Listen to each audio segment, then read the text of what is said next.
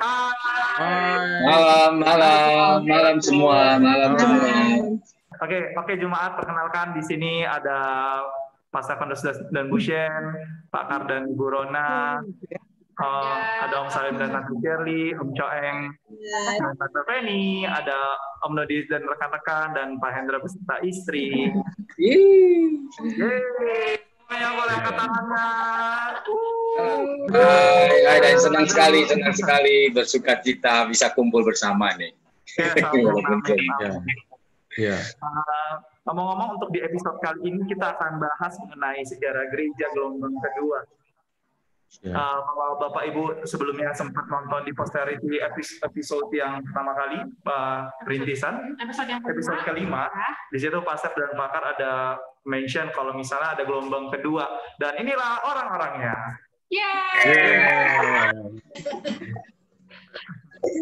Kita mulai dari kabar. Gimana kabarnya Bapak Ibu semua?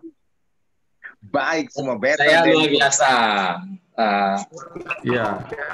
Better than good. Puji Tuhan. Mungkin aku bantu sedikit dulu ya.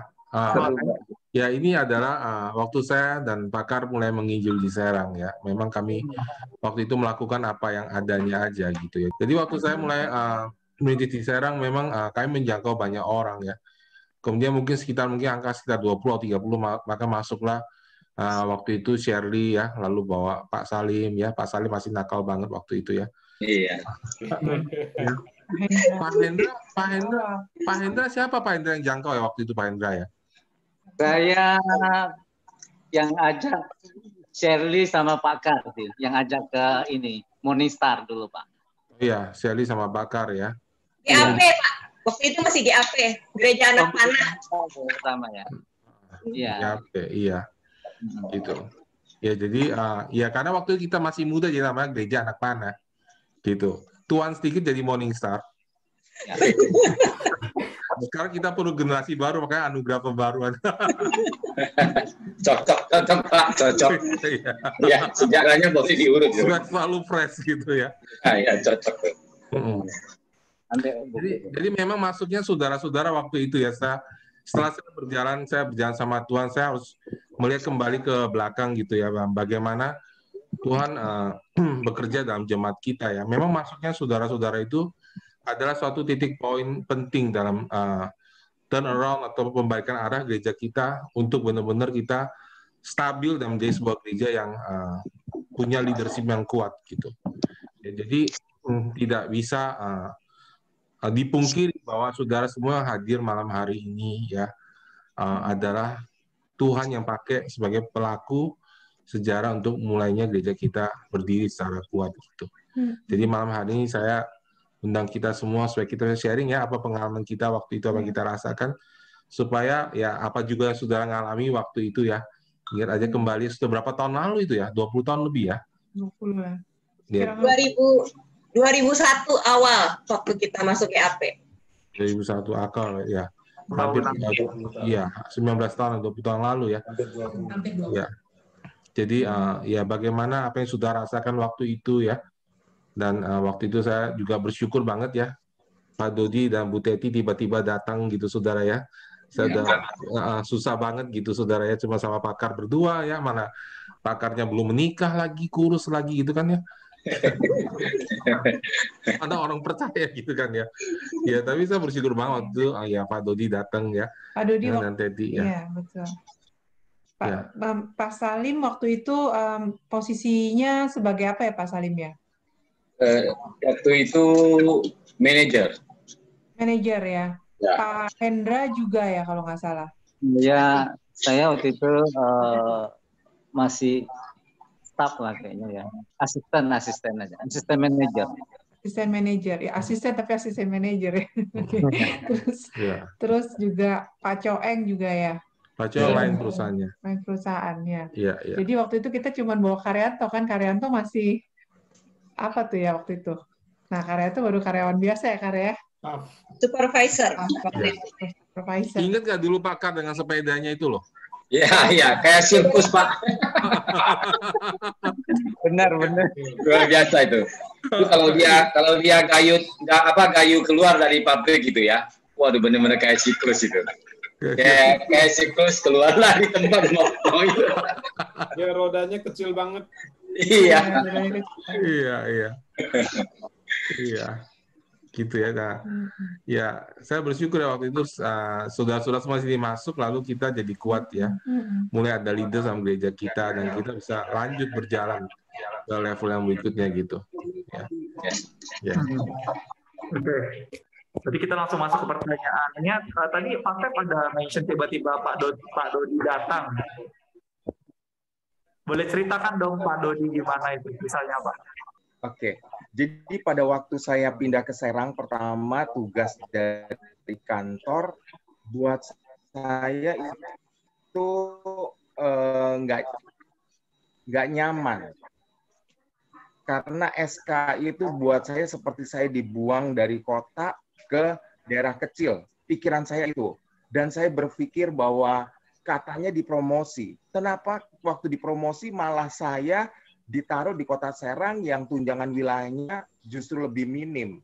Gaji saya bukannya tambah naik, tambah turun. Terus saya cuma berdoa Tuhan kirimkan orang-orang bersama buat diri saya, ketemu orang-orang yang bisa membangun hidup saya juga di sana. Karena waktu pindah tuh nggak nyaman. Tapi dengar kabar dari Jakarta bahwa Peter Stefanus dengan yang tuh di sini lagi ada perintisan. Itu seperti apa ya, bahan bakar di dalam diri saya, jadi semangat. Jadi nggak ngelihat lagi soal mengenai pekerjaan saya di kota yang kecil, tapi saya ngelihat ada sesuatu yang benar-benar membakar diri saya, passion saya, gairah bisa ketemu dengan orang-orang yang benar-benar mengasihi Tuhan. Waktu ketemu dengan Pak Stefanus, ketemu dengan Karyanto, itu hati saya benar-benar senang banget. Mungkin istri saya bisa kasih tambahan dikit. Halo semuanya. Halo.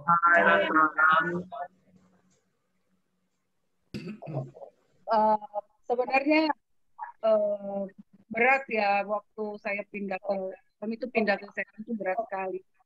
Karena pada waktu itu kami kaget. Kami harus meninggalkan semua fasilitas yang kami punya di Jakarta. Kami yang tadinya tidur di atas keringat, harus tidur di atas lantai dengan karpet plastik. Rumah yang kecil tanpa keramik. Dan yang paling menyedihkan mungkin saudara saya nggak pernah tahu apa yang terjadi sama saya dengan Dodi. Saya itu selama 2 tahun, setiap tanggal 20 saya sampai akhir bulan, pasti saya puasa. Puasa saya terpaksa. Karena gaji suami saya nggak cukup pada waktu itu. Jadi saya hanya beri suami saya. Nggak ada yang tahu kondisi itu. Itu terjadi selama 2 tahun saya alami masa itu gitu loh. Saya cuma nangis sama Tuhan, saya bilang, Tuhan kok kayak gini ya gitu loh. Tuhan bawa saya katanya ke tempat satu yang baru. Tapi 2 tahun saya setiap tanggal 20 saya pasti harus berpuasa sampai tanggal 31. Itu setiap akhir bulan saya pasti puasa. Kenapa? Karena memang nggak ada uang, nggak cukup. Gaji kita pada waktu itu dipotong 1 juta. Jadi itu benar-benar membuat saya tuh shock banget gitu loh. Tapi saya cuma bisa berdoa ya. Memang keuntungan saya di satu sisi saya bisa baca firman dengan lebih banyak, saya bisa berdoa. Dan saya bisa mendukung suami saya. Bahkan itu sebenarnya puasa saya itu tanpa diketahui suami saya. Jadi satu ketika suami saya itu tahunya, satu ketika saya nangis gitu loh. Pas jam 2 malam tuh saya nggak bisa tidur. Itu udaranya panas sekali. Karena memang kipas angin nggak ada. Saya tidur di lantai, saya bilang, Tuhan saya menderita banget gitu loh. Terus saya bangun, saya nangis di situ. Saya bilang, Tuhan, ya sementara rumah kami yang di Jakarta saya berikan kepada Pastor Jayadi, sekarang mereka di Medan untuk ditempati gitu loh. Ya kami berikan itu pada mereka gitu loh. Nah akhirnya aku bilang saya nggak mengharapkan apapun Tuhan, saya hanya minta tolong saya kuatkan saya. Dan Suami saya nggak tahu. Puasa saya itu selama 10 hari itu nggak pernah tahu. Alasan suami saya nggak pernah tahu. Saya nggak pernah ngomong sama suami saya bahwa gaji saya tuh nggak cukup. Gitu loh. Jadi terus akhirnya saya bilang, satu malam jam 2 pagi saya terbangun. Saya buka kaca jendela kamar saya berdoa di situ, saya nyanyi. Dan saya bilang, Tuhan, saya puasa ini terpaksa gitu loh. Saya puasa bukan karena keinginan saya, tapi karena memang kondisi keuangan kami tidak ada. Kami benar-benar kami nggak bisa makan, kami nggak ada yang bisa kami buat di sini gitu loh. Terus akhirnya rupanya suami saya ngelindur, dia dengar gitu loh. Dia dengar, dia bilang, dia kaget. Oh ternyata istri saya ini puasa sih memang alasannya nggak ada uang. Jadi saya tidak mengeluh sama sekali, bahkan saya sama suami saya tidak mengeluh karena saya tahu kondisi dia pada saat itu sendiri juga dalam kondisi yang nggak stabil juga. Saya tahu dia pasti berpikir kemana saya harus pergi, saya punya target kemana saya harus pergi gitu loh. Ini kan tempat yang baru. Jadi saya benar-benar di situ saya dengan Tuhan hubungan saya gitu. Jadi ya tapi puji Tuhan ada selalu kemurahan Tuhan buat kami gitu loh, bahwa apa yang terjadi pada kami itu selalu ada mukjizat. Setiap makanan di rumah sudah habis, tiba-tiba entahlah Sherly, entahlah Pak Hendra, entahlah Coeng, entahlah Karyanto, pokoknya selalu ngajak, ayo kita makan gitu loh. Padahal saya bilang, Tuhan, saya nggak ada uang, bagaimana ini Tuhan gitu. Saya malu juga sebenarnya kalau dibeli-beliin kayak begitu gitu loh. Saya bilang kalau saya bisa memberkati, kenapa saya harus diberkati terus Tuhan gitu loh. Saya bilang sama Tuhan begitu. Terus akhirnya saya bersyukur setiap pokoknya kami bisa lewati selama 2 tahun. Setelah 2 tahun di Kota Serang, saya tuh benar-benar ngerasain namanya orang yang tidak punya itu, saya bisa mengerti. Itu yang ya maksudnya itu membuat saya sendiri memproses hidup saya gitu loh. Terus Pastor sama Bu Sinsen, thank you banget. Kalau Sabtu kita latihan musik kan pasti Sen diajak makan dong. Kayaknya ada beban yang hilang gitu ya diajak. Tapi benar-benar ternyata Tuhan tuh memproses fisik segala macam. Tuhan sedang benerin yang dari dalam, innernya yang di dalam tuh yang dibentuk. Akhirnya hubungan kita sama Tuhan semakin kuat. Sampai saya pernah dengar cerita kan di Serang tuh mengenai kompor gas. Jadi Robert Liarden waktu itu ngundang kita sebagai hostnya, sebagai usher, saya sebagai head usher. Jadi diminta pokoknya berbahasa roh, latihan untuk buat spiritnya kuat. Jangan sampai lagi tugas usher, fotonya pas lagi ditumpangin tangan, yang tumbang malah ushernya. Saya bangun itu sampai jam 2, jam 3 saya berbahasa roh. Sampai pernah cerita di Serang, ingat nggak? Saya jam 5 bangun, ternyata gas habis, air habis. Yang saya bilang disuruh Teti untuk beli, saya tidur tuh waktu itu, pulang kantor ketiduran. Terus pas pagi-pagi mau bangun, mau muji Tuhan, mau menyembah Tuhan, gas habis, air habis. Saya mengambil dari akhiran, saya pasang di kompor, saya berdoa, hukar sandara. Akhirnya ternyata kompornya nyala. Waktu kompornya nyala, terus air mendidih. Waktu air mendidih, saya senang banget. Luar biasa power, yaitu firman Tuhannya yang disampaikan Paulus, benar-benar impartasi buat saya. Sampai akhirnya saya bisin ke istri saya masih tidur. Hani, luar biasa Hani. Kita semakin benar-benar Tuhan kuatin. Tahu nggak? Tadi saya ingat bahwa air nggak ada, aqua nggak ada. Gasnya habis. Kan kemarin kamu minta suruh saya beliin, saya nggak sempat beli. Saya berdoa nggak nyala, apinya biru gitu loh. Terus saya bilang gini, thank you ya, ternyata kuat sekali kita punya umpah sama itu. Terus istri saya bisikin gini, Hani, semalam saya udah beli gasnya. Aku ingat itu. Ingat gak ceritanya? Kayaknya ketawa terus aku. Jadi justru pesan moralnya dapetnya gini loh.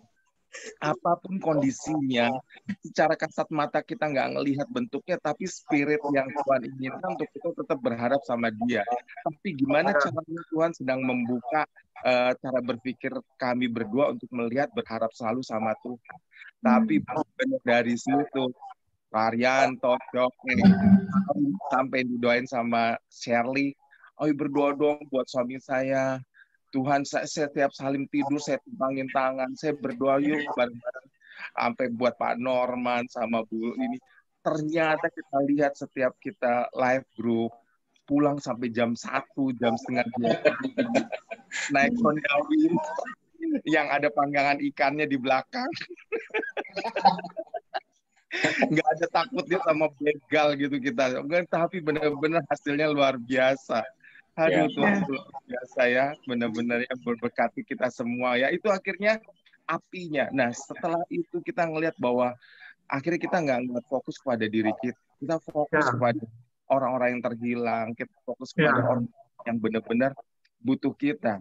Tuhan sedang membentuk kita bukan melihat fokus pada diri kita, fokus kepada orang lain akhirnya. Amin. Amin. Amin. Amin. Punya pertanyaan untuk Ibu Teti nih, Tante Teti. Kan sewaktu Om Dodi pindah ke waktu dimutasi ke Serang, Om Dodi tadi udah bilang kalau misalnya istri saya itu yang menguatkan saya, kalau misalnya nggak apa-apa kita ke kota baru. Tapi suatu sampai di kota Serang tersebut, kita mendengar kisahnya bahwa Ibu Teti sampai harus terpaksa puasa. Tanggal 20 ya? Gitu loh, iya, setiap tanggal 20 sampai akhir. Dan selama puasa itu Ibu Teti pasti dikuatkan dengan momen-momen bersama Tuhan. Boleh nggak Tante Ibu Teti share dong momen-momen sama Tuhannya itu boleh diuraikan lebih jelas lagi? Yang paling sangat berkesan untuk Ibu Teti sendiri. Karena saya yakin waktu Ibu Teti bilang ke Om Dodi nih ke Pak Dodi waktu dipindah ke Serang itu nggak apa-apa kita ke kunjung kota baru, itu pasti kan dari hatinya Ibu Teti tuh ngomong itu kan. Gitu. Inilah sebagai seorang istri, itulah fungsinya seorang istri ya. Makanya mungkin Timi nanti akan menikah gitu, Nadia akan menikah. Hati-hati di dalam memilih pasangan. Nggak sembarangan memilih pasangan. Bukan karena fisiknya, cantiknya, atau karena penampilannya, atau karena punyanya, materinya, bukan itu. Tetapi karena ada iman. Nah, saya sebagai perempuan, kalau wanita itu kan sebenarnya orang yang mentransferkan iman, gitu loh. Kayak Timotius kan dapat dari neneknya dan ibunya ya imannya ya gitu loh. Nah itu saya harus mentransferkan iman saya kepada suami saya yang pada saat itu sedang down. Saya kan nggak mungkin juga ngomong saya nggak mau, saya nggak mau. Saya tahu kalau saya berbicara seperti itu pasti dia akan lebih down lagi. Saya belajar dari ibu saya. Ibu saya itu wanita yang sangat sederhana, tetapi dia selalu punya pikiran yang positif sama suaminya gitu loh. Walaupun dia sakit menderita, dan itu diajarkan kepada saya untuk melihat hal-hal yang baik dari suami. Dan ibu saya pesan, kemanapun suamimu pergi, ikut, sekalipun kamu menderita, sekalipun kamu sakit, ikut dengan apa yang suamimu hadapi, supaya suamimu kuat dan kamu juga bisa memberi kekuatan kepada suami kamu. Dan itu saya alami. Ya saya memang memotivasi suami saya untuk bilang oke, kita hadapi ini, kan udah nggak ada pilihan gitu loh, nggak mungkin suami saya mundur kan gitu loh. Saya tahu kalau seandainya saya bilang enggak, itu akan membuat suami saya sendiri juga nggak akan mau berangkat gitu loh. Ya bagaimana gitu, kami mau berangkat, segala fasilitas tersedia di Jakarta dengan enaknya, dengan gaji yang besar gitu loh. Tiba-tiba kami harus kehilangan itu semua gitu loh. Dan tiba-tiba semua serba harus beli, dan kami harus meninggalkan tempat tidur yang empuk, tinggal di lantai dengan karpet plastik yang tidak ada hiburan. Itu semua berat buat saya sebenarnya. Tetapi saya nggak punya pilihan gitu loh untuk mengatakan tidak. Saya harus melakukan itu. Tapi saya percaya bahwa apa yang saya lakukan pasti akan menghasilkan buah yang manis. Walaupun pada saat itu saya merasakan sakitnya yang nggak enak gitu loh. Jadi aku percaya bahwa ada penyertaan Tuhan. Entah bagaimana cara Tuhan memberkati saya, tapi saya tahu bahwa Tuhan pasti buka jalan buat saya. Memang nggak ada yang tahu ibu saya pun nggak ada tahu. Mama saya nggak pernah bicara sama orang tua saya bahwa saya berkekurangan di Kota Serang. Tidak pernah. Saya nggak pernah mau mempermalukan suami saya. Saya selalu saya selalu mengangkat suami saya. Saya nggak ada uang sekalipun, saya berusaha. Saya sampai jual waktu itu ada orang, bagaimana caranya saya jual karpet, saya jual keset, saya jual alat-alat rumah tangga, saya lakukan buat cari tambah-tambahan gitu.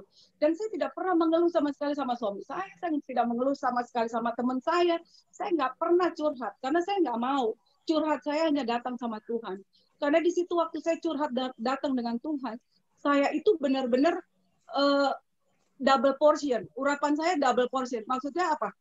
Saya dapat bagaimana mukjizat Tuhan terjadi, bagaimana saya bisa lebih punya kapasitas yang lebih lagi dalam Tuhan gitu loh. Jadi itu terjadi. Sebenarnya suami saya sendiri, waktu saya melakukan itu, dia benar-benar waktu dia tahu saya melakukan itu, dia nangis, dia peluk saya gitu loh. Kenapa kamu nggak cerita apa yang terjadi sebenarnya? Kami saya bilang kamu nggak mungkin lah sanggup gitu melihat itu semua gitu loh. Ya ingat ya. Kalau laki-laki kan dari tanah liat ya, kalau perempuan itu dari tulang, jadi lebih kuat. Maaf ya laki-laki. Ya, paham Tante Bu. Oke, lalu kita ke, tadi ada disebutkan Om Salim dan Tante Shirley. Jadi sebenarnya kalau cerita, saya mau antar ke gereja, Shirley ke gereja. Memang saya melihat ada perubahan dalam hidup dia. Karena sebelumnya kan kami sering bertengkar mulut ya, ketika kami nikah gitu, sering bertengkar mulut. Mungkin orang nggak tahu, tapi kami kan berdua yang tahu ya. Baru nikah setengah tahun, tengkar mulut terus kami siap-siap mau cerai tanpa punya anak gitu. Karena kami waktu itu memang belum punya anak. Ya. Nah kemudian singkat cerita, saya melihat dia mulai berubah gitu, hidupnya berubah gitu kan. Nah kok udah nggak egois kayak dulu, egois banget gitu. Nggak tahu, saya lebih egois sama dia lebih egois. Begitu. Nah, terus singkat cerita, aku penasaran gitu, kok orang ini bisa mulai berubah ya. Hidupnya bisa berubah, cara melayani sayanya bisa berubah gitu kan. Saya pinjam Alkitab tanpa izin dia baca, ini apa sih yang dia baca gitu. Gitu. Nah, jadi di situ aku sebenarnya udah mulai pengen mencari gitu ya, karena memang kita belum sampai titik untuk bisa benaran. Jadi kita mau coba cari apakah ada penyelamatan nggak, kira-kira begitu. Ingat nggak kamu bacanya apa? Lupa saya udah. Kamu bacanya Wahyu. Wahyu, nggak tahu dah. Ya, gitu lah. Nah, terus singkat cerita, jadi waktu saya antar dia ke GAP yang ada di Serpong itu, kami duduk di belakang. Nah, di situ aku dapat nubuatan dari hamba Tuhan. Ya, hamba Tuhan panggil kami bahwa pasangan yang muda di belakang tuh ada firman Tuhan buat kalian gitu. Nah, terus saya pura-pura siapa gitu kan. Dia ngomong, ya kalian bisa maju ke depan, saya mau doakan gitu kan. Ya udah kita ke depan gitu kan. Begitu ke depan dia nubuatin, itu semua isinya persis hati saya, ada di dalam hati saya. Oh, saya nangis di situ. Nah, saya nangis bombay gitu kan. Terus nggak bisa ditahan itu.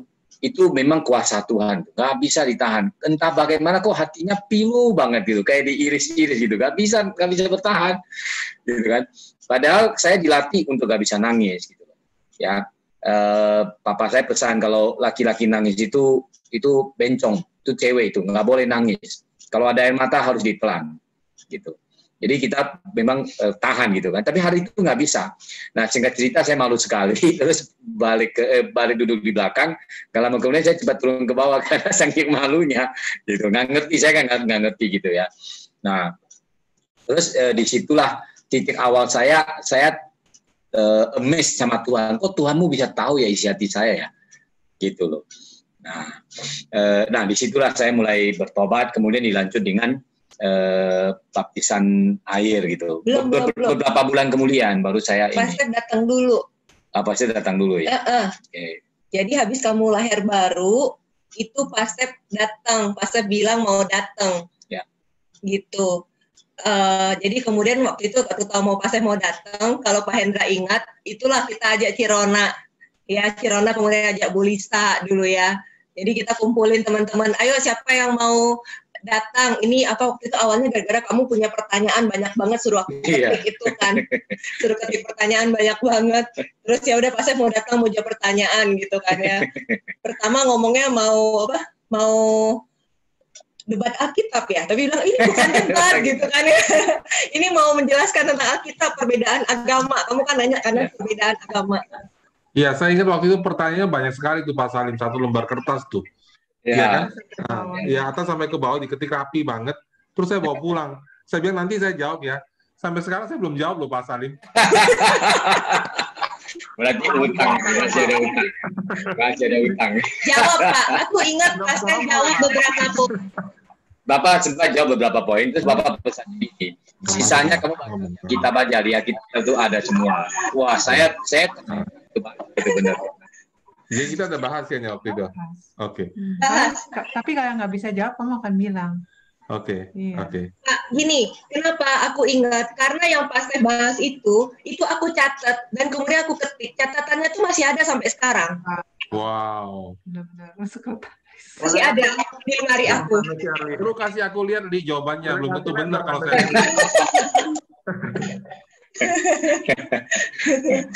Nanti aku kasih lihat ya. Ya, terus luar biasa Pak Step datang ya, kita nge-sale ya, kita nge-sale itu selalu sale-nya itu sampai dari jam besar sampai jam kecil. dan saya melihat memang maksudnya hatinya Pak Step datang dari Jakarta jauh begitu ya, sampai datang ke Serang, ke tempat terpencil begitu ya. Terus karena memang kami dulu kan kalau ada undang orang-orang pintar datang kan kami mesti bayar. Nah, waktu pasti mau pulang saya mau bayar, saya mau kasih dia amplop, Pak, ini ganti uang mobil, uang bensin. Dia nggak mau terima. Itu inget kong kali kong sama Hendra siapin amplop di belakang. Iya, kayaknya saya kong kali kong sama Hendra ya waktu itu. Terus ya udah kamu yang kasih aja. Ya udah saya kasih tuh. Saya siapin amplop kasih Pak Tep. Kasih ngomong apaan ini? Enggak, ini kami datang ke sini sukacita, kami mau melayani gitu. Nggak ada yang begitu. Aku ingat Pak Sef ngomong, saya ke sini bukan untuk khotbah, saya ke sini untuk rintis sel. Gitu ya. Aku sangat ingat Pak Sef ngomong waktu itu. Oke. Nah, terus dia nggak mau terima. Terus nggak mau terima, ya sudah tolak-tolakan gitu. Udah jam kecil loh, itu kalau nggak salah jam 1 ya. Udah jam 1 malam. Jauh-jauh dari Jakarta, jam 7-an atau jam 6-an ya. Sampai jam 1 pulang kan kasihan bener gitu loh. Nah udah akhirnya setelah selesai pulang. Terus minggu depan, mau ada lagi ya? Wah haleluya, kita tungguin mau tanya-tanya lagi gitu loh. Ya, datang lagi minggu kedua gitu kan. Saya siapin lagi amplop. Pak harus terima, gak enak Bapak kalau nggak terima, masa jauh-jauh begitu uang tol, uang ini gimana gitu loh. Tetap nggak mau terima. Nah saya ingat satu hal yang dia ngomong adalah, saya datang untuk melayani dengan hati saya. Ya, dengan hati saya. Jadi saya bukan datang untuk melayani terus mengambil materi, bukan, tapi dari hati saya mau memberkati kalian. Nah, itulah yang menjadi nilai awal tertanam dalam hati kami, melayani dengan ikhlas dan sukacita. Itulah yang menjadi salah satu nilai di dalam gereja yang sekarang semua melayani tanpa pamrih, gitu. Tidak melihat kita akan dibayar, kita akan meminta sesuatu, enggak. Tapi justru dengan ikhlas dari hati mengalir untuk melayani Tuhan. Nah, disitulah mulai era sate bebek. Ya, terus akhirnya kita nggak bisa kasih uang nih. Itu dia. Kami punya pertanyaan pamungkas. Oh gitu ya. Kita tuh sebenarnya penasaran ya, karena cerita si bebek ini kan udah turun temurun ya dari generasi. Nah, ngomong-ngomong masalah sel group ya, si bebek ini kan tadi kan kita tahu ya, kalau misalkan setiap minggu itu pasti ada sel group, ya kan? Om Step dari Jakarta, kemudian melayani Om Tante di sini untuk di sel group ya kan. Nah ini kita mau tanya, kenapa sih waktu itu Om Steph maksudnya Om Tante ini kepikiran untuk ngasihnya tuh sate bebek gitu loh. Kenapa nggak yang lain gitu, sate ayam atau sate apa gitu ya? Iya sate kambing, kenapa harus sate bebek gitu loh? Itu sate bebek idenya saya apa idenya Hendra atau idenya Coeng ya waktu itu ya? Coeng kali. Coba Hendra. Hendra Pak Coeng itu yang waktu itu sate bebek itu. Iya, memang. Saya kan terakhir. Enggak, sate bebek itu memang sangat khas ya, sangat enak. Sampai sekarang Pak Salim, kalau sesekali saya ke Serang, saya mesti mampir ke sate bebek itu. Sesat itu. Malam ini kita ketemu biang sate bebeknya ya. Menemukan ya, jadi jemaah cerita sate bebek ini dimulai dari ya berarti waktu itu maksudnya nggak tahu kita lupa lah ya ide dari siapa, terus karena pasti kan nggak mau menerima persembahan tuh ya sudah kita sediakan makan ya kan ya kira-kira begitu ya udahlah habis pulang kerja kayaknya Hendra yang pergi beli karena dia punya mobil waktu itu, saya belum punya ya Pak Hendra yang punya. Terus Hendra cepat-cepat pergi beli buat untuk sel malam ini mau kasih makan sate bebek, the best food in Serang gitu kan. Kita udah punya mobil, tapi kamu pulang kerjanya telat-telat dari pabrik. Oh gitu ya, oke. Saya sama Hendra gantian. Gantian ya? Iya. Nah setelah ada Pak Coeng, iya gantian. Maksud tadi saya kan pelayanannya murni ya, malah disiksa dengan sate bebek itu. Makanya kita ngomong Tuhan itu luar biasa. Udah berkorban dikasih makan sate bebek lagi gitu. Pak Salim itu. Kita ngomong sama Tante Feni. Saya ada pertanyaan buat Tante Shirley. Waktu di bis, Tante Shirley ada bilang, kok rasa-rasanya beda. Ya, nah buat saya ini sebenarnya ini cukup penting. Yang Tante Shirley waktu rasakan tuh bedanya itu boleh dijelaskan lebih detail nggak Tante? Mungkin kalau dulu Tante belum begitu paham. Apakah sekarang Tante sudah bisa jelaskan mengenai beda tersebut, mengenai beda yang ada di yang orang-orang Tante rasakan itu? Bedanya itu adalah orang-orang satu busnya itu pada on fire, Merdi. Ngomongnya tuh gimana sih, mereka cerita mereka bertumbuh di gereja, mereka pada cerita gitu. Aku masih ingat itu waktu tuh ada Pak Ferry ya, ada Pak Rainer ya. Mereka cerita apa yang mereka alami di gereja, dan itu kayak yang lain pada nyambut. Jadi kayak ini orang-orang, kumpulan orang-orang yang waktu itu masih ada Ruth ya. Jadi itu orang-orang yang berapi-api itu ada di situ. Oke, jadi tadi kita udah dengar hampir dari semuanya ya Mer ya. Nah ini kita mau dengar dong dari Ibu Rona ya, Tante Rona. Nah Tante Rona ini boleh ceritain dong Tante gimana sih bisa bergabung juga gitu loh. Gimana sih bisa sampai ya bergabung, terus gimana proses saya kok bisa terjangkau gitu loh, bagaimana terjangkaunya gitu. Bagaimana bisa bergabung? Awalnya itu sebenarnya kita itu satu kantor, saya, Hendra, Shirley, dan itu tempat duduk saya itu sebelahan tuh sama Hendra. Saya di sini, Hendra di samping saya kiri. Nah, itu sering ngajakin gitu loh, ke gereja yuk hari Minggu, daripada kamu nggak kemana-mana juga gitu. Bareng saya sama Doris mau berangkat, ayo bareng. Tadinya ogalah ya, terus lama-lama kepingin juga, ayolah ikutlah sekali, ikut ke waktu itu GAP ya, ke Serpong. Nah kemudian di sana itu, nah mulai itu berbeda, kok rasanya enak ya masuk ke sini ya. kok hatinya rasanya enak gitu loh. Sebelumnya Rona itu dari Buddhis. Ya, dari Buddhis. Kok beda gitu.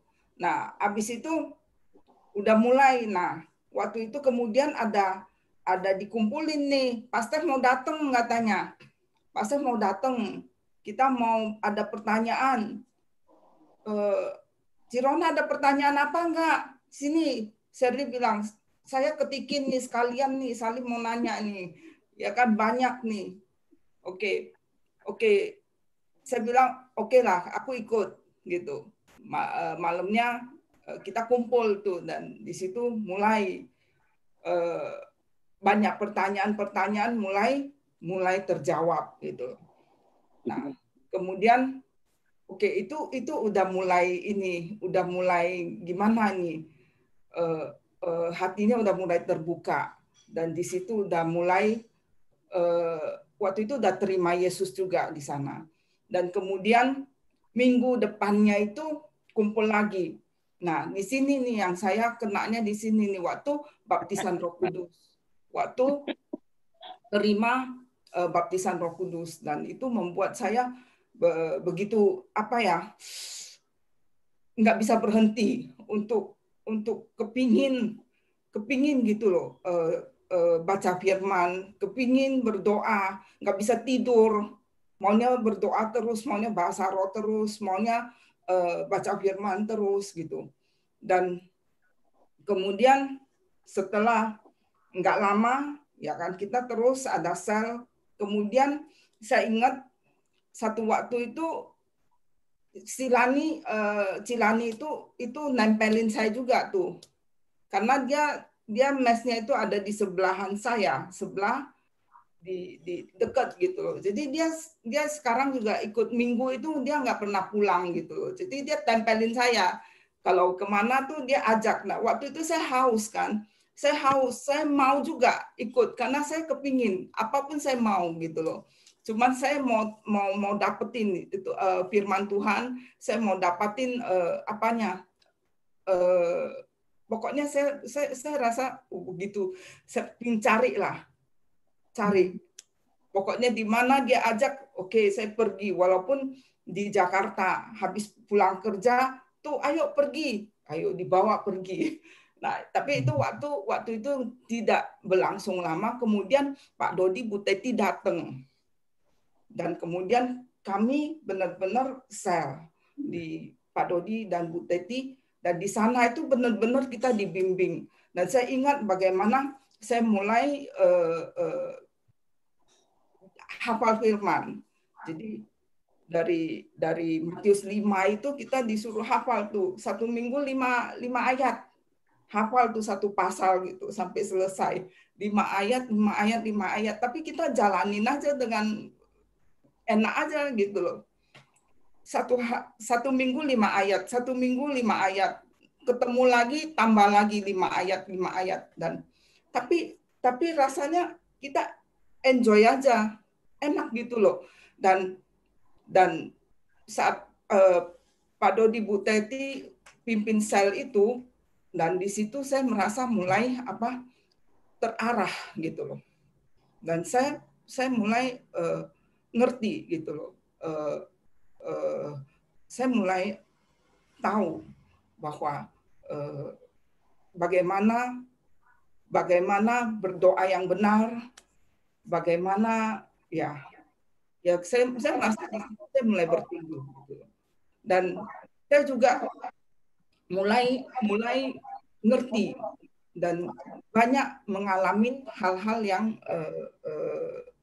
supernatural gitu. Mulai dari ketika di sel itu waktu dibimbing sama Pak Dodi, Bu Teti gitu. Dan saya rasa itu ada impartasi dari mereka, Bu Teti terutama ya. Jadi di situ saya mulai bertumbuh dari sana. Dan kemudian Cilani itu mulai saya nggak deket lagi, nggak bareng mereka lagi, tapi saya stay sel ini. Kemudian ya itu setelah itu Ya itu Haryanto. Gitu.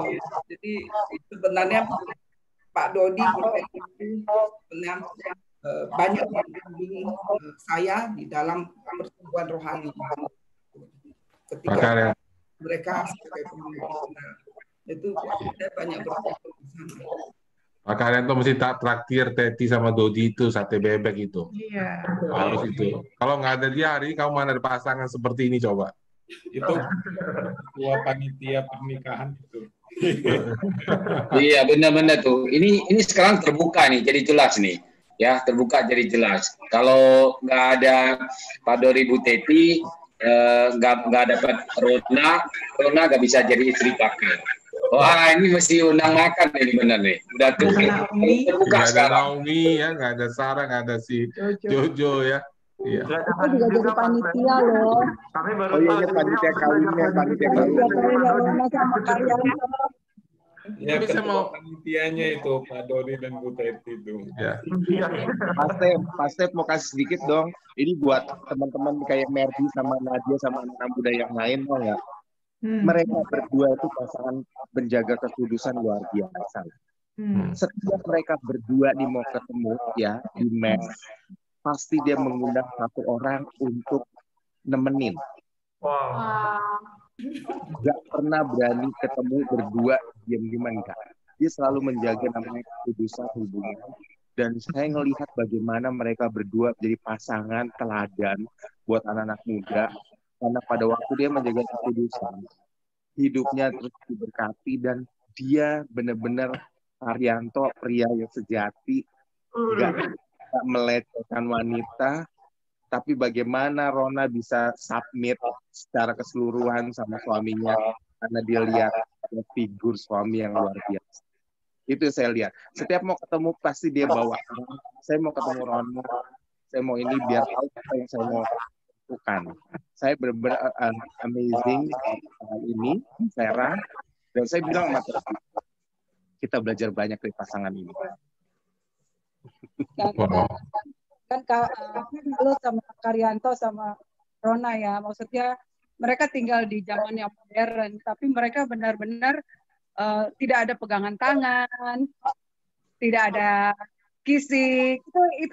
Itu sesuatu yang luar biasa menurut saya. Itu mengajarkan kepada kita bahwa itu self control yang kuat gitu loh. Di tengah-tengah kondisi yang seperti ini, mereka nonton segala film ya, kita ya udah ada contohnya gitu, tapi mereka tetap kuat berdiri, tetap melakukan kekudusan yang Tuhan taruh dalam hidup mereka. Yang saya tahu pada waktu pemberkatan suruh si Karyanto suruh kissing Rona pertama kali di depan jemaat, yang agak gemeter.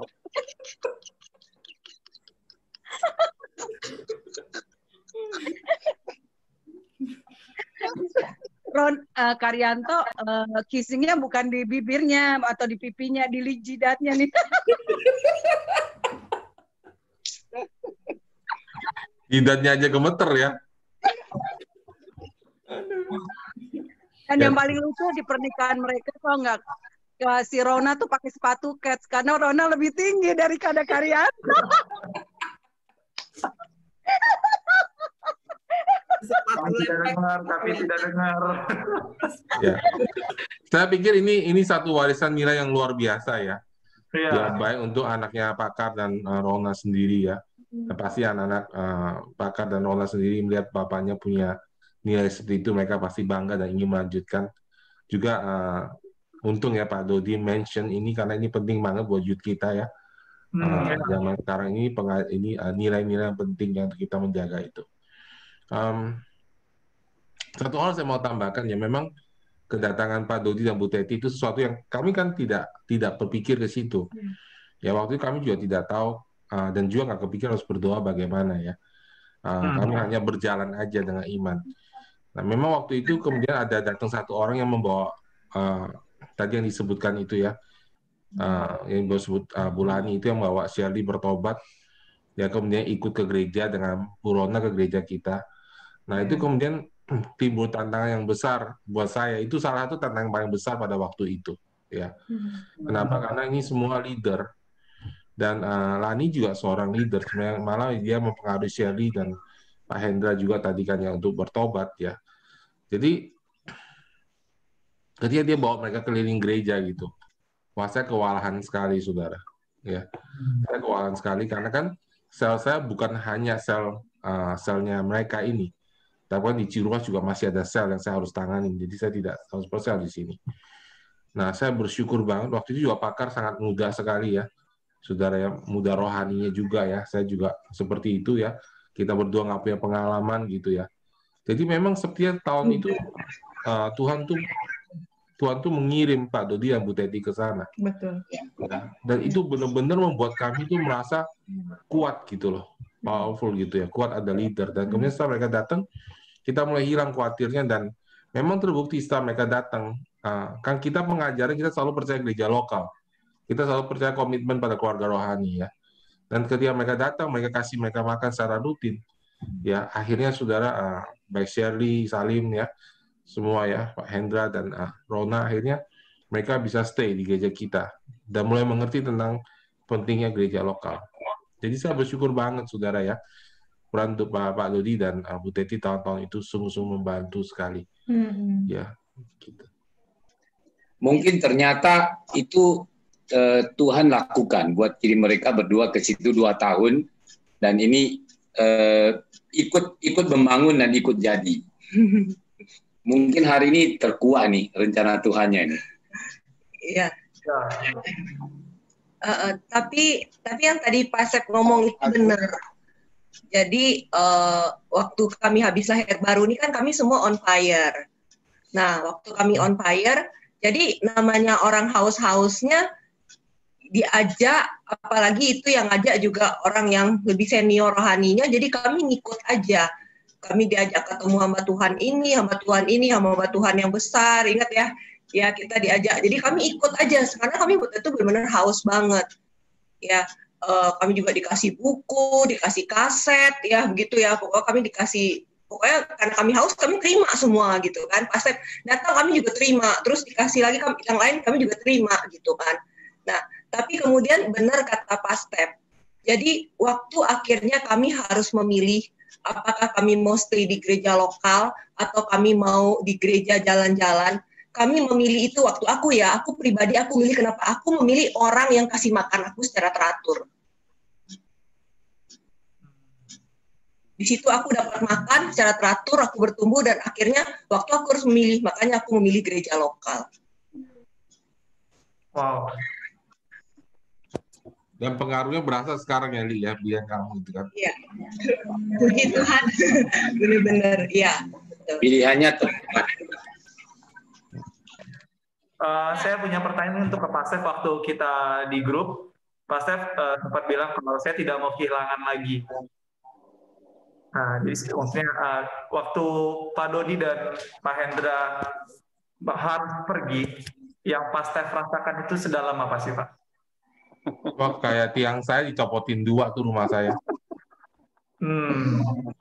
Dan yang terjadi Pak setelah itu dan apa yang harus Pak Stef hadapi tanpa beliau-beliau, Pak? Ya, waktu itu sih saya pasrah aja ya, waktu itu ya. Saya pasrah aja ya. Pak Dodi dan Bu Teti dulu yang pergi, saya Pak Hendra, saya ingat. Iya, itu semua mereka perannya sangat besar. Signifikan di gereja. Signifikan, dan tentunya buat gereja itu berasa banget ya. Pokoknya beberapa bulan itu cukup berasa gitu. Efeknya bagaimanapun gitu ya. Jadi ya, kalau saya punya leader lagi, saya akan ajarin untuk stay. Ya, tapi Pak Dodi, Bu Teti kan mereka memang Tuhan kirim ya, so saya nggak bisa ngomong apa karena memang Tuhan kirim ke Serang kan. Gitu. Ya. Gitu. Kalau nggak salah Pak Hendra itu dipromosiin. Karena Pak Hendra juga dipromosi. Sebenarnya kami sama Pak Hendra tuh waktu Pak Hendra promosi ke Batam. Ya, waktu itu memang banyak hal ya yang saya nggak ngerti seperti sekarang gitu. Jadi waktu Pak Hendra promosi ke Batam itu sebenarnya harusnya itu menjadi suatu hal yang baik buat kita karena itu sebenarnya kalau bilang itulah gereja pertama yang kita coba rintis di Batam, gitu, ya. Tapi Pak Hendra punya hati untuk merintis gitu, ya.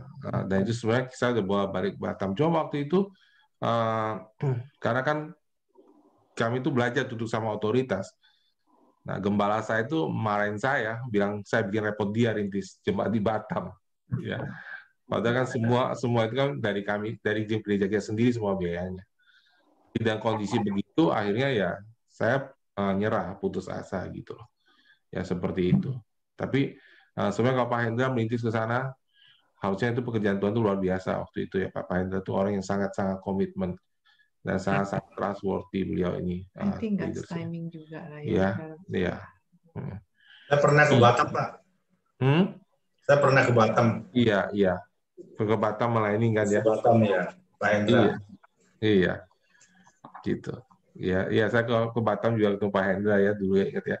Diajak makan seafood sama dia. Bebek lagi Pak ya. Nah itu oke banget Pak Hendra. Saya suka itu. Itu enak banget. Kayak gini Pak. Ya. Ya. Kalau untuk Pak Dodi sendiri waktu harus meninggalkan Serang Pak Dodi. Iya.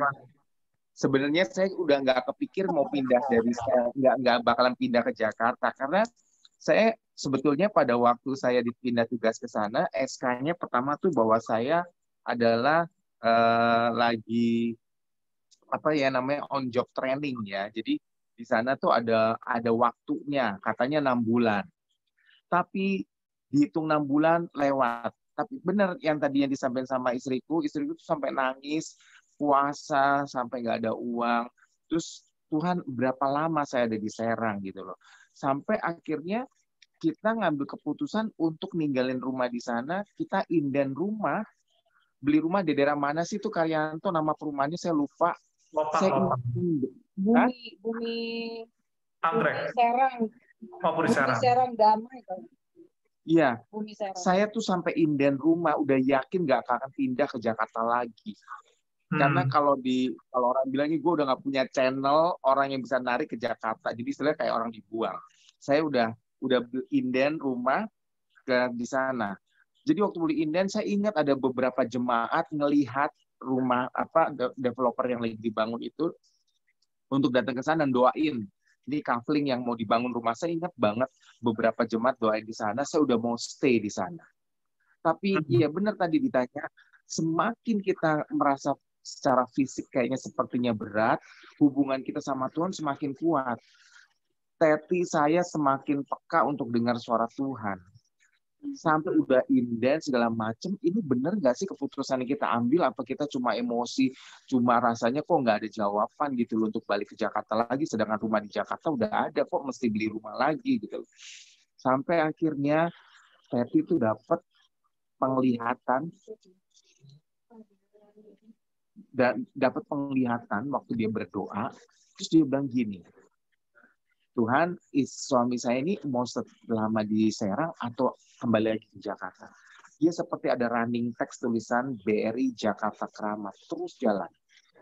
Running text itu terus istri saya bilang gini, Hani, kamu tuh nggak lama lagi di Serang. Kamu tuh pindah ke Keramat. Serius, kamu tahu dari mana gue nggak punya channel di Jakarta, kantor pusat nggak ada kenal. Udah kalau di Serang udah buru-buru mau ketarik lagi. Nggak, kamu balik ke Jakarta Keramat, jelas kelihatan running text-nya. Jadi pada waktu itu saya berpikir, benar nggak sih? Padahal udah beli rumah segala macam kan, ini udah inden segala macam. Tahu nggak? Setelah dapat jawaban Tuhan itu, benar loh, nggak berapa lama ada fax dari kantor pusat turun. Dodi Eriandoko dipromosi kembali ke Jakarta untuk pindah ke Jakarta. Jadi itu dari doa sama jawabannya itu, saya bawa itu fax-nya ke kantor. Istri saya sampai kaget. Mana Jakarta Keramat? Wow, saya juga nggak kepikiran begitu spesifiknya doa yang didapat untuk Jakarta Keramat. Saya akhirnya telusurin kenapa bisa di Jakarta Keramat, kota besar, dari saya dari kota kecil Serang pindah ke Keramat. Target saya lebih besar lagi. Singkat cerita ternyata marketing di daerah Keramat dulu pindah ke bank swasta. Jadi posisinya kosong, akhirnya ada pimpinan cabangnya minta ke kantor wilayah untuk ditempatkan marketing baru dari manapun ada. Nggak tahunya ditarik dari cabang Serang ke sana.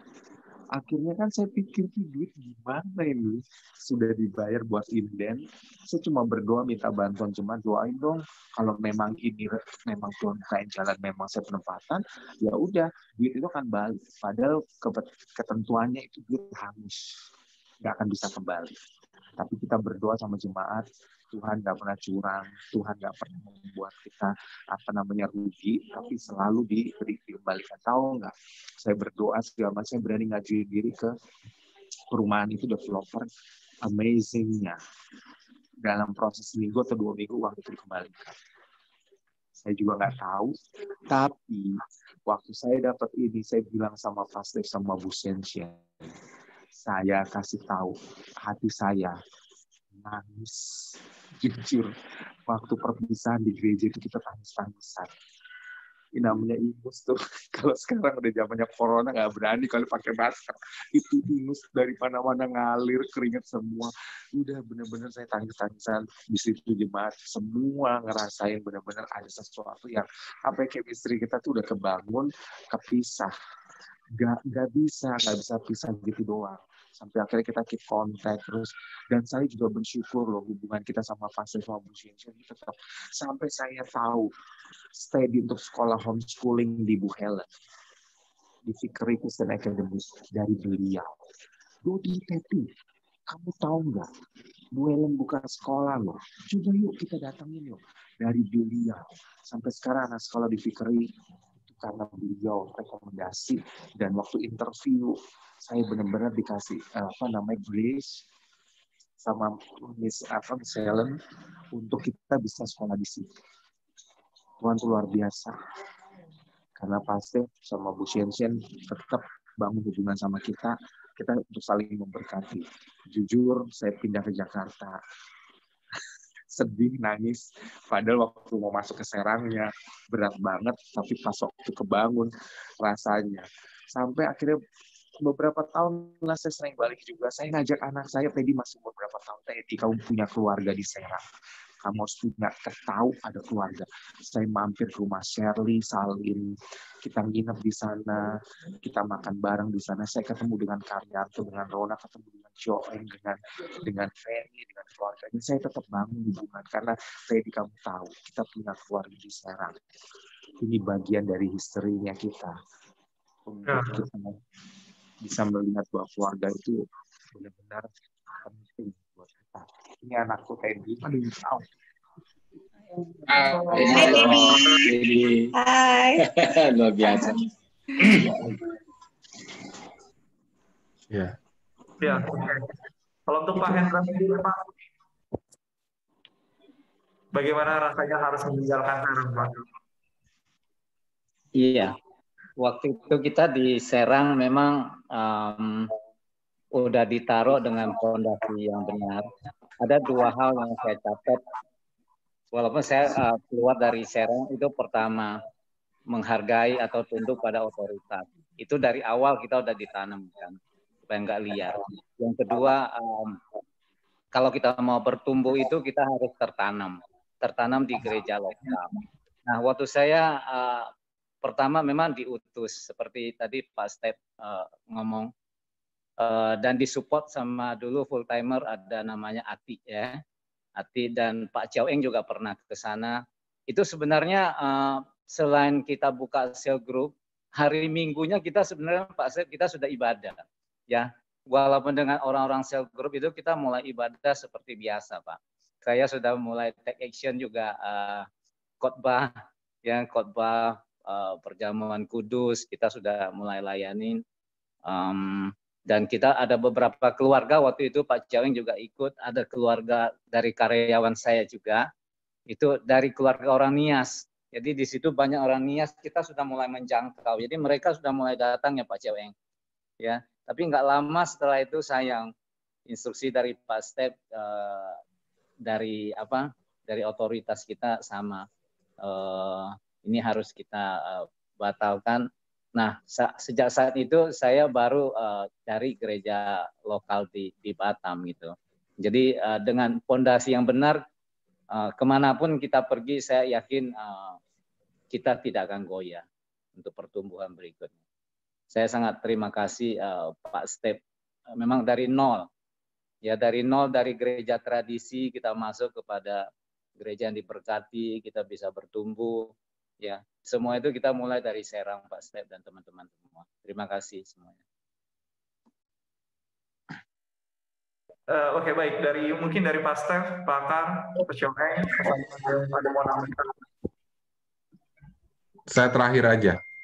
Boleh. Aku mau ngomong. Aku mau ngomong dikit. Boleh. Banyak juga nggak mau. Ada beberapa hal yang aku mau ngomong. Ya, pertama aku mau ngomong bahwa kami generasi kedua ini bisa ada itu karena memang Pak Stef dan Bu Shen mulai, tapi kemudian yang banyak mempengaruhi kami itu ya Pak Dodi, Bu Teti tahun-tahun pertama itu. Karena yang sehari-hari sama kami, yang makan, tidur sama kami itu Pak Dodi, Bu Teti. Bener ya? Yang kita makan bareng, bercanda bareng, nginep di mes ya, yang ngobrol sehari-hari sama kami itu ya Pak Dodi, Bu Teti. Jadi orang-orang yang meletakkan fondasi pertama ini ya beliau-beliau ini gitu. Itu. Nah, contoh aku masih ingat Bu Teti kasih aku ayat pengakuan iman. Itu aku baca bertahun-tahun loh Bu, dan aku selalu ngomong sama orang-orang. Orang-orang kalau yang aku layanin, aku suka kasih ayat pengakuan iman. Aku bilang, aku dulu nih dikasih.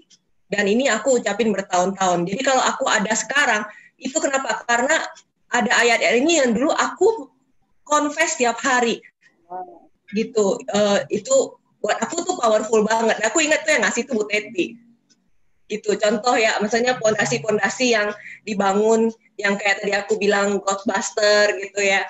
Itu kan kalau Pak Dodi, Bu Teti ingat kami bilang, Pak Bu kalau pelayanan kami mau dibawa.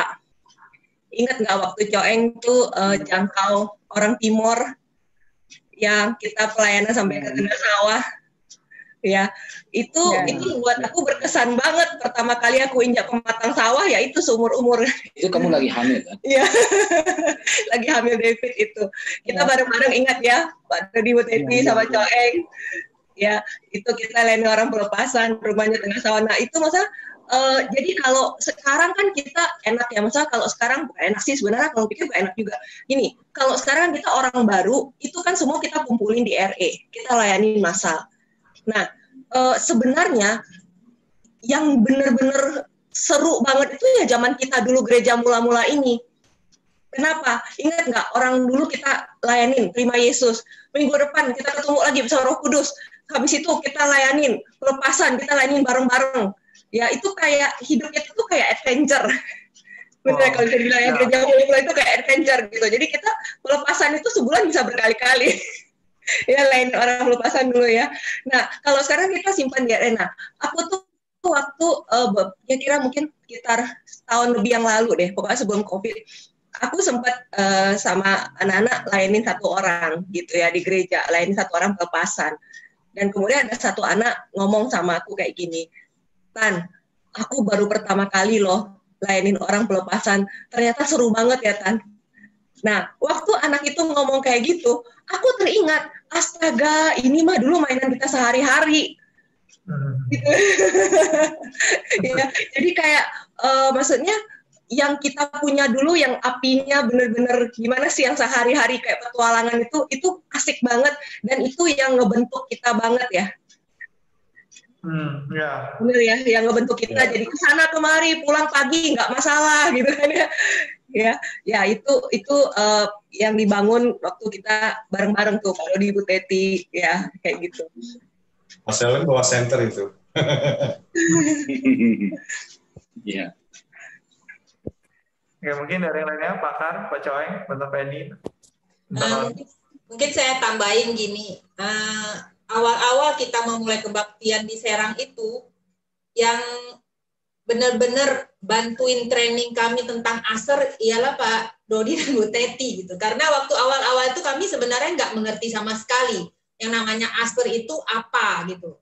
Terus harus bagaimana, itu kita waktu gereja awal mula-mula tidak ada bayangan sama sekali seperti itu, cuman ya kami gotong royong aja dulu awalnya seperti itu. Nah tapi waktu itu Pak Dodi ngajarin kami, karena mungkin Pak Dodi sebelumnya punya pengalaman waktu di Jakarta seperti apa ASER itu, dan Pak Dodi training kami seperti itu ASER, kasih panduan dan terus prakteknya seperti apa. Dan waktu sampai terakhir Pak Dodi mau pindah dari Serang ke Jakarta, itu jabatan ASER dikasih kepada kami, kepada Coeng dan saya.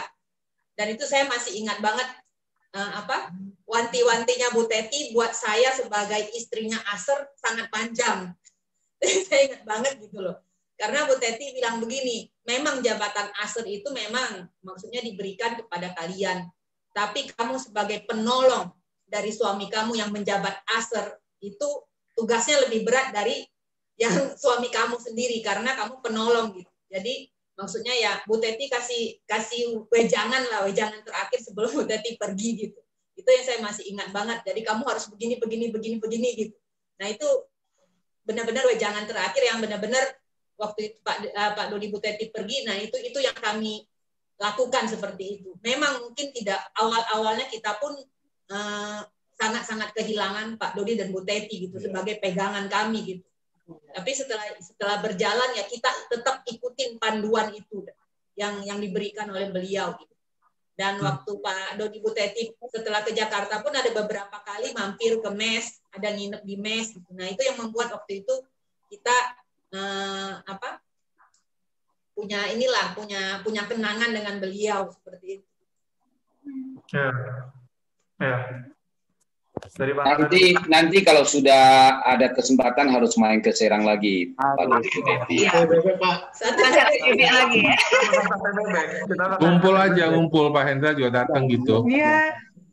Iya, gitu. Nginap. Mungkin kadang-kadang gini Hendra kalau pas datang tugas Jakarta, mungkin bisa atur jauh hari, nanti kumpul ke Serang gitu, Jen. Iya, oke. Nanti kalian makan sate bebek saya bayarin, tapi saya nggak makan ya. Nanti Pak, saya bawain bekal Pak, tenang aja. Udah Burger King kok Pak, tenang aja di sana Pak. Oke, aku ada lagi yang mau diomongin. Boleh, Randa. Oke, boleh ya. Nah, buat yang pioneers yang pertama-tama ini ya, ini kita jujur apa adanya nih, buka-bukaan dulu pertama. Ingat nggak, dulu Pak Markus kan waktu kita di GAP, Pak Markus punya leaders banyak ya. Pak Sep itu salah satu leaders kan, ingat ya. Nah, dulu itu pertama-tama Pak Sep tuh kalau khotbah itu bener-bener ini banget kan, jujur ya, jujur. Pak Sep tuh kalau khotbah tuh, aduh, itu apa sih, kayak baca catatan. Ya kan, terus kayak apa sih, pokoknya kita kalau dengarnya tuh jadi kayak nggak semangat gitu loh. Saya mau tidur itu. Jujur ya, ingat nggak, jujur semuanya. Sampai kita pernah ngomong tuh, pribadi waktu kita udah diutus kan ke Serang gitu kan. Terus waktu kita diutus, kita belum langsung pindah ke Serang, tapi kita tuh masih peralihan kebaktian di Serpong, tapi dipisah, kalau ingat. Benar kan ya? Nah, waktu itu aku pernah ngobrol tuh sama Cirona, sama Hendra, kita pernah ngobrol. Aduh, kalau Pak Sep terus yang khotbah tiap minggu kita gimana ya? Ingat nggak? Yang ngomong kayak gitu kan? Jujur ya. Tapi aku mau kasih tahu, aku belajar dari sini. Kenapa? Aku belajar bahwa urapan menyertai waktu orang pergi. Gitu ya. Jadi dari Pak Sep yang awalnya nggak bisa khotbah, yang kayak baca teks doang, yang kayak membosanin gitu ya. Tapi waktu beliau setia pergi, bayar harganya, benar-benar bayar harga, itu Tuhan tambahin. Sedikit-sedikit kita ngeliat Pak Sep tuh dipakai Tuhan lebih-lebih. Sampai sekarang Pak Sep benar-benar jadi diberkati banget. Ya, orang dimana jadi diberkati banget dengan khotbah Pak Sep, pengajaran Pak Sep. Kenapa? Aku percaya karena ini orang setia, bayar harga, dan urapan menyertai waktu orang pergi. Iya. Ya, betul. Amin. Malam hari ini saya merasa ya refreshing lagi. Tentu waktu kita refreshing rasanya beda ya. Iya. Kita berjalan sekian lama sama Tuhan, terus kita refreshing ya. Saya jadi makin mengerti, saya bersyukur banget ada acara malam hari ini. Saya bisa ngeliat banget bahwa memang orang-orang yang Tuhan pilih itu luar biasa ya. Gitu ya. Memang ini orang-orang gila banget yang radikal sama Tuhan waktu itu ya. Dan saya bisa lihat semuanya, ya baik Pak Dodi dan Bu Teti ya. Teti puasa nggak ada yang tahu gitu ya misalnya ya. Pak Hendra ya, sangat humble sekali ya. Ngatur keuangan apa ya, sangat teliti orangnya ya. Sangat perhatikan sama orang. Itu Pak Hendra tuh kalau mimpin sel tuh dia benar-benar gembalain, saudara. Ya, ada gift of giving ada juga, gift of giving yang luar biasa ya. Ya, pakar ya, yang setia berbahasa roh gitu ya. Sampai dikasih Tuhan istri ya, penolong karena kesetiaannya. Ya, terus ya Pak Salim ya, Pak Salim, Bu Shirley ya, yang setia melayani, dan Pak Choeng ya, dan Feni ya. Adalah realita sejarah bahwa gereja ini tidak akan ada hari ini kalau bukan kalian waktu itu membayar harganya. Saya mau encourage kalian. Benar. Ya, itu realita. We start with this generation. Ya, generasi berikutnya tidak akan ada kalau bukan kita mulai dengan generasi saudara-saudara yang ada hari ini. Dan saya berterima kasih banget sama pengorbanan saudara. Betul. Ya, saya sangat bersyukur Tuhan taruh saudara dalam hidup saya, gitu ya. Walaupun mungkin Pak Hendra dan Bu Teti cuma 2 tahun, ya kemudian Pak Hendra, Pak Dodi dan Bu Teti cuma 2 tahun, ya Pak Hendra juga harus pindah. Ya, tapi saya bersyukur banget bahwa kalian sudah memberikan begitu banyak buat jemaat ini. Ada sedikit ya Merdi. Salah satunya Pak Hendra ya. Pak Hendra dulu perjuangannya luar biasa. Pak Hendra udah mimpin sel yang di Bumi Agung ya, itu orangnya unik-unik. Itu bisa tengah malam datang ya Pak Hendra ya. Mereka ada masalah, dia bisa datang malam-malam. Dan salah satunya adalah saya pernah ikut Pak Hendra ke Jakarta ya. Temani Pak Hendra untuk terapi anaknya. Itu pagi-pagi subuh-subuh udah berangkat. Itu habis terapi Jakarta, habis itu pulang lagi baru kerja. Itu perjuangan yang luar biasa loh. Saya kalau nggak salah ikut pergi cuma 1-2 kali. Tapi ya itu luar biasa. Pak Hendra punya perjuangan dan pengorbanan. Itu sih yang saya tambahin. Dan malamnya setelah itu masih setelah pulang dari kerja masih ikut sel ya sampai larut. Kesetiaannya.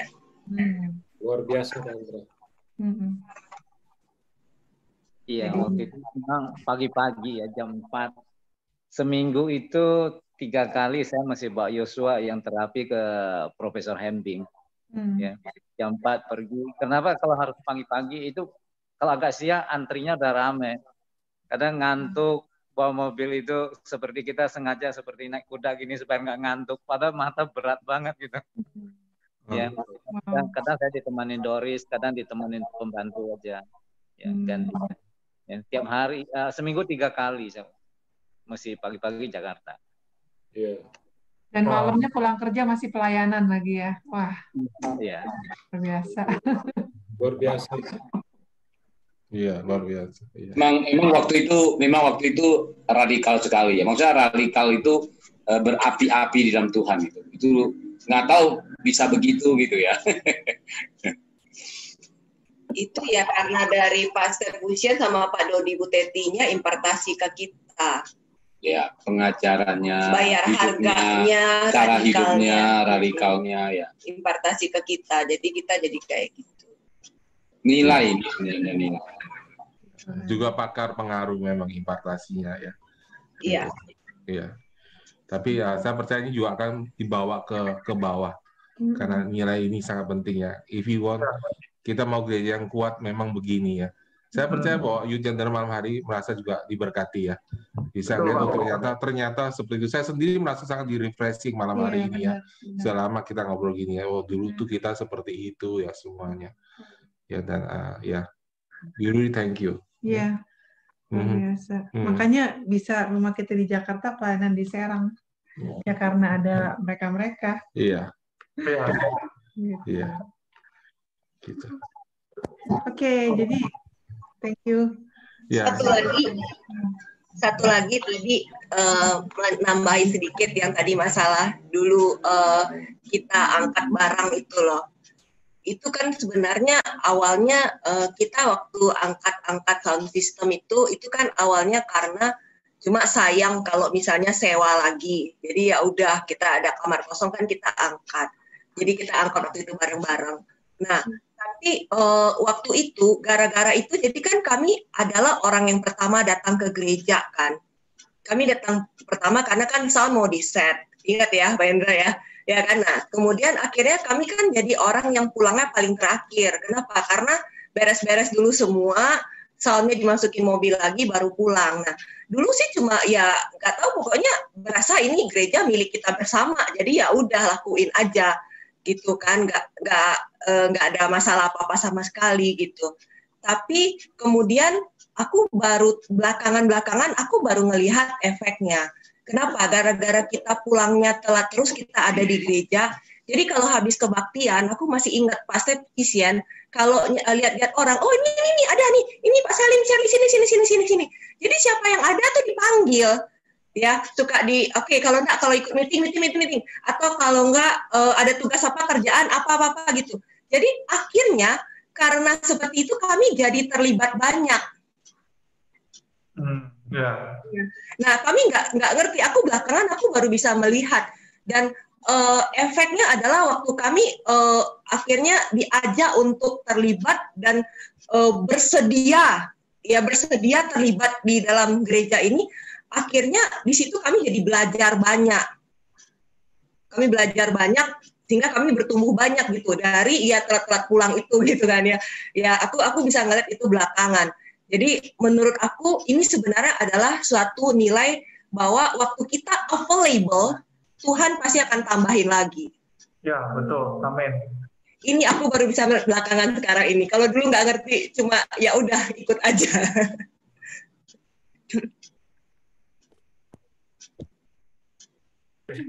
So, malam ini malam yang indah buat kami berdua juga, bisa mendengar kisah perjalanan dari generasi 1 dan 2, pelayanan yang seperti apa. Saya juga waktu di mobil sama Om Coy suka cerita waktu di Mesda Kiat segala macam waktu jadi usher gimana. Sangat greget sekali hidupnya. Kalau orang anak zaman milenial bilang sekarang tuh greget sekali hidupnya dalam Tuhan. Gitu, ini sangat memberkati kami. Jadi untuk Bapak Ibu, apalagi untuk anak-anak muda yang nonton video ini sekarang, kami berharap ada nilai yang bisa kita pelajari. Ya, untuk setiap apa yang Bapak Ibu sudah kerjakan, untuk harga yang sudah dibayar itu biar menjadi dasar bagi kami, untuk kami bisa meneruskan visi dari gereja ini. Saya pikir kita sudah selesai untuk video kali ini. Saya harap video ini memberkati jemaat, Bapak Ibu dan saudara-saudara yang menonton. Yes. Ya. Ada yang mau disampaikan sebelumnya untuk Pastor? Ada yang mau disampaikan, Pak? Ya, karena kan kita sama Karyanto, Rona, Salim, Shirley, Coeng, Penny, ya kita masih melayani bersama-sama sampai sekarang. Jadi kami mau ngucapin terima kasih ya buat Pak Dodi Buteti, buat Pak Hendra, Doris juga. Ya, kita nih sama-sama semuanya memulai dulu ya, dan dampak pelayanan Bapak Ibu sampai sekarang, sampai ke anak-anak muda, bahkan ke anak-anak kecil, ya itu seperti legacy ya buat kami semua juga. Tuh. Dan sekarang Shirley dan Salim di Citra ya, dengan anak-anak rohani yang juga cinta Tuhan. Iya, mereka meniti di Citra sekarang ya. Iya, dan semua anak-anak jasmani, tim pastoral juga luar biasa ya. Iya. Semua cinta Tuhan ya, dan ya Salim Syari udah meniti di Citra ya, bahkan Kenneth juga sudah bantu dia meniti di Taiwan ya. Jadi dua kalian itu luar biasa sekali. Anaknya Pak Stephen ya, meritis di Surabaya. Anaknya Pak Stephen meritis di Surabaya. Aldo. Ya, ini Pak Hendra sama Aldo. Iya, Aldo dia punya keyakinan bahwa dia community di sana. Jadi luar biasa. Apa yang kita lakukan dampaknya nggak kita sangka, saudara. ya nggak kita bayar apa yang Tuhan kerjakan ya. Ya, kapan-kapan kita ketemu ya di Serang. Ya, selamat demi selesai. Welcome Pak Hendra, Doris. Pak Hendra datang ya, welcome. Oke, we greet you. Sering ketemu ya. Jadi itu semua dan itu saja dari kami. Sampai jumpa di video selanjutnya. Jangan lupa subscribe juga, like dan komen. Bye-bye. Thank you ya, thank you semua ya. Thank you ya, thank you Pastor Christian ya, Pak Dodi, Bu Peti, thank you.